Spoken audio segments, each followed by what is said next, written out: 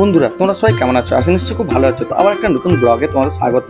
তো বন্ধুরা আজকে আবার একটা নতুন ব্লগ নিয়ে তোমাদের সামনে চলে এসেছি। তো পুরো ব্লগটা স্কিপ না করে কন্টিনিউ দেখতে হবে। ভালো লাগে ছোট লাইক শেয়ার আর কি সাবস্ক্রাইব করে দিও। তো চলো বন্ধুরা ব্লগটা শুরু করা যাক। তো বন্ধুরা আজকে একটা বিগ আপডেট নিয়ে তোমাদের সামনে চলে এসেছি, আর সেটা হচ্ছে দীঘার জগন্নাথ ধাম। তো সামনে রয়েছে দীঘার জগন্নাথ ধামের শুভ উদ্বোধন, আর সেটা কবে? আগামী 30শে এপ্রিল 2025 বাংলা 16ই বৈশাখ 1432 শুভ অক্ষয় তৃতীয়ার দিন। শুভ অক্ষয় তৃতীয়ার দিন কিন্তু আমাদের এই বাংলার সবথেকে বড় জগন্নাথ ধাম কিন্তু শুভ উদ্বোধন হতে চলেছে। হাতে মাত্র আর কয়েকটা মাস। তো সেই উদ্বোধনের আগে আমাদের বাংলার সবথেকে বড় এই জগন্নাথ ধামের নির্মাণ কাজ কতদূর এগোলো, তো সেটা আজকে তোমাদের সামনে তুলে ধরবো। পর্যটকদের কাছে দীঘার মূল আকর্ষণ ছিল সমুদ্রের ঢেউ আর ঝাউবন, আর তার পাশাপাশি এখন নতুন চমক হতে চলেছে দীঘার এই জগন্নাথ ধাম। তাহলে এক কথায় বলা যায় সমুদ্রের সাথে কিন্তু আমরা এবারে দীঘার জগন্নাথ ধামকেও দর্শন করতে পারবো, আর যেটা হচ্ছে আমাদের বাংলার সবথেকে বড় এই জগন্নাথ ধাম।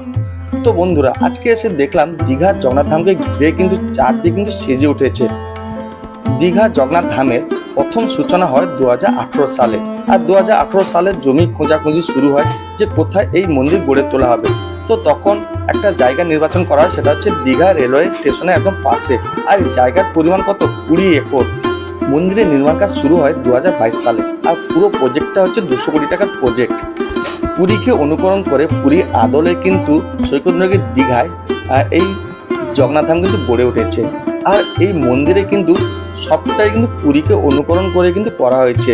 যেমন পুরী মন্দিরে অরুণ স্তম্ভ রয়েছে, পুরী মূল মন্দিরের উপরে যেমন তোমার নীল চক্র রয়েছে, আর প্রত্যেকটা মন্দিরের উপর দেখো সেই সুদর্শন চক্র রয়েছে।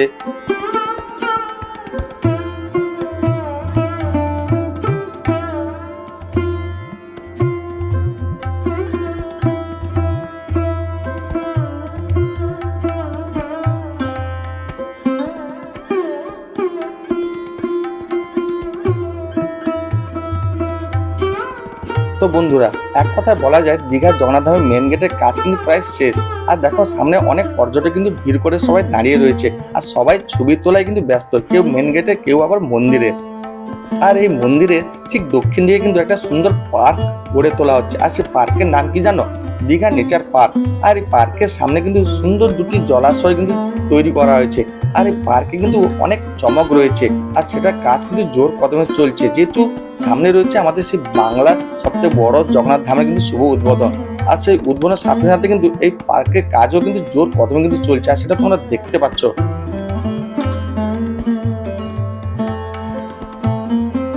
তো এখন দেখো মন্দিরের সামনে কিন্তু সবুজে সবুজ ভরে উঠেছে, আর ভিতরে একজন দাদাভাই দেখো সেই ঘাসের উপর কিন্তু জল দিচ্ছেন। আর মন্দির প্রাঙ্গণ জুড়ে কিন্তু এইরকম স্ট্রিট লাইট কিন্তু বসানো হয়েছে। এই স্ট্রিট লাইটগুলো দেখতে পাচ্ছ খুব সুন্দর কিন্তু ডিজাইন। এই বাগানের মাঝখানে কিন্তু দেখো ছোট ছোট সব লাইট কিন্তু বসানো হয়েছে, আর এই লাইটগুলো যখন রাত্রেবেলা জ্বলে ওঠে না, পুরো মন্দির চত্বর কিন্তু আলোকিত হয়ে ওঠে। পুরো মন্দির চত্বর জুড়ে কিন্তু এরকম সব লাইট বসানো হয়েছে, আর স্ট্রিট লাইট কিন্তু বসানো হয়েছে। আর মূল মেন গেট থেকে পুরো মন্দিরে যাওয়ার যে অর্থাৎ মেন গেট থেকে সিংহদ্বার পর্যন্ত এরকম সব পাথর বসানো হয়েছে। মেন গেট থেকে পুরো সিংহদ্বারের ভিউটা এইরকম।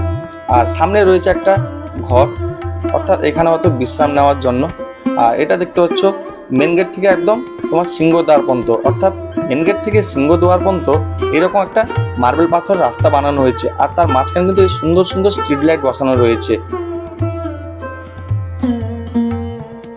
তাহলে বন্ধুরা তোমরা বুঝতে পারছো এক কথায় নির্মাণ কাজ কতটা এগোলো। তো অনেকটা কিন্তু এগিয়ে গেছে, আর হাতে মাত্র একটা মাস। সে এক মাসের পর কিন্তু এই মন্দির শুভ উদ্বোধন হতে চলেছে। আর পুরো মন্দির প্রাঙ্গণ দেখো বিভিন্ন রকম ফুলের গাছ লাগানো হয়েছে, ফলের গাছ লাগানো হয়েছে, এবং পুরো মন্দিরের গায়ে দেখো বিভিন্ন দেবদেবীর কিন্তু মূর্তি সব আঁকা রয়েছে।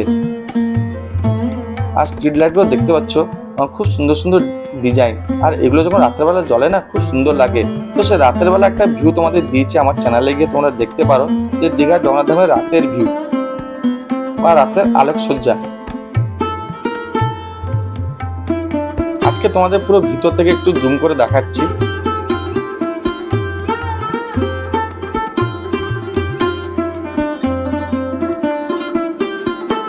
ভিতরে যে কারুকার্যগুলো দেখতে পাচ্ছ না, এই কারুকার্যগুলো করার জন্য কিন্তু যে কারিগর আনা হয়েছিল সেটা কিন্তু রাজস্থান থেকে এই কারিগরগুলোকে সব আনা হয়েছিল। ভিতরে দেখতে পাচ্ছ বিভিন্ন ধরনের কিন্তু ফুল গাছ সব লাগানো হয়েছে, বিভিন্ন ধরনের সব ফলের গাছ।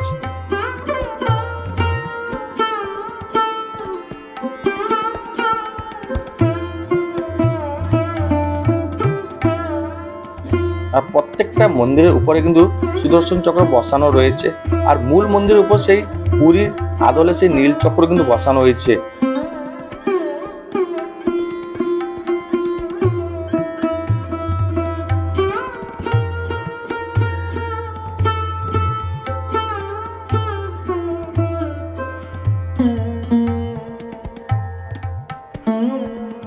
সেই নীল চক্র তোমরা দেখতে পাচ্ছ মূল মন্দিরের উপর কিন্তু বসানো হয়েছে। আর এই মূল মন্দিরের উচ্চতা হচ্ছে প্রায় 65 মিটার।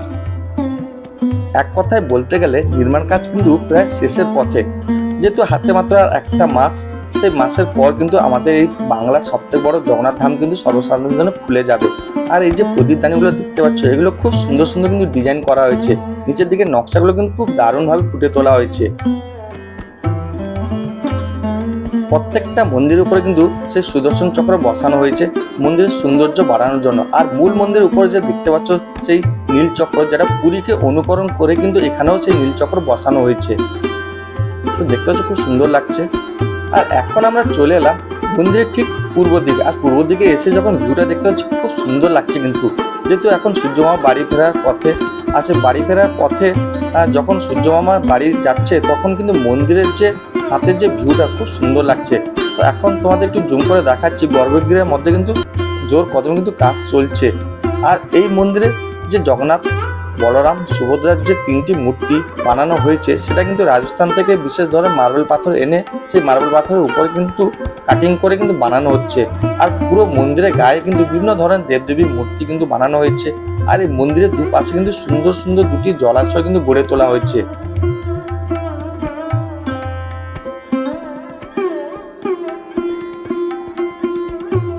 আর পুরো মন্দির প্রাঙ্গণে কিন্তু এইরকম সুন্দর সুন্দর সব স্ট্রিট লাইট বসানো হয়েছে। আর এই স্ট্রিট লাইটগুলো যখন রাত্রেবেলা জ্বলে ওঠে না, তখন পুরো মন্দির চত্বর কিন্তু আলোয় আলোকিত হয়ে ওঠে। আর সিংহদ্বারের সামনে যে অরুণ স্তম্ভ বসানো হয়েছে, সেই অরুণ স্তম্ভের যে নিচের দিকে যে নকশাগুলো খুব সুন্দরভাবে কিন্তু ফুটে তোলা হয়েছে। আর এদিকে দেখো যে প্রদীপদানির নিচের যে নকশাগুলো খুব সুন্দরভাবে কিন্তু ফুটে তোলা হয়েছে, এবং এই প্রদীপদানির কাজগুলো কিন্তু প্রায় শেষ। আর পুরো মন্দির চত্বর কিন্তু সবুজে সবুজে ভরে উঠেছে। পুরো একটা মন্দির থেকে আর একটা মন্দির যাওয়ার জন্য মার্বেল পাথর দিয়ে কিন্তু সুন্দরভাবে কিন্তু রাস্তা তৈরি করা হয়েছে। আর যারা হাঁটাচলা করতে পারেন না তাদের জন্য কিন্তু এখানে র্যাম্পওয়ে অর্থাৎ হুইল চেয়ার করে পুরো মন্দির কিন্তু ঘুরে দেখা যাবে সেরকম ব্যবস্থা করা রয়েছে। আর সিংহদ্বারের সামনে দেখো দুটি বড় বড় কিন্তু সিংহ বসে রয়েছে, আর তার সামনে রয়েছে সেই অরুণ স্তম্ভ। আর তোমরা যে ভিউটা দেখতে পাচ্ছ এটা হচ্ছে মেন গেটের একদম পিছন দিকে, অর্থাৎ মন্দিরের পূর্ব দিক থেকে মেন গেটের যে ভিউটা। আর সামনে দেখো অনেক পাথর কিন্তু ছড়িয়ে ছিটিয়ে রয়েছে, বিভিন্ন ধরনের পাথর সব কাটিং যে করা হয়েছে, সেই কাটিং এর যে টুকরোগুলো সেগুলো কিন্তু সব ছড়িয়ে ছিটিয়ে রয়েছে। আর পুরো মন্দির চত্বর কিন্তু সবুজে ভরে উঠেছে। আর এই যে ঘরগুলো দেখতে পাচ্ছ এগুলো কিন্তু থাকার জন্য বা বিশ্রাম নেওয়ার জন্য বানানো হয়েছে। তো বন্ধুরা, আজকে এই ব্লগে তোমরা দেখতে পেলে যে মন্দিরের নির্মাণ কাজ কত দূর কি এগিয়েছে। তো এক কথায় বলা যায় প্রায় শেষের পথে, আর হাতে মাত্র কয়েকটা মাস, তারপর কিন্তু এই মন্দির সর্বসাধারণ খুলে যাবে। তো আজকে যদি ব্লগটা তোমাদের ভালো লাগে তাহলে অবশ্যই ব্লগটা ছোট্ট করে একটা লাইক করে সাবস্ক্রাইব করে দিও আর পাশে থেকো। তো চলো বন্ধুরা, আজকে ব্লগটা এখানে শেষ করলাম। ভালো থেকো, আবার একটা নতুন আপডেট নিয়ে খুব তাড়াতাড়ি তোমাদের সামনে আসবো। ততক্ষণে ভালো থেকো, বাই বাই, টাটা।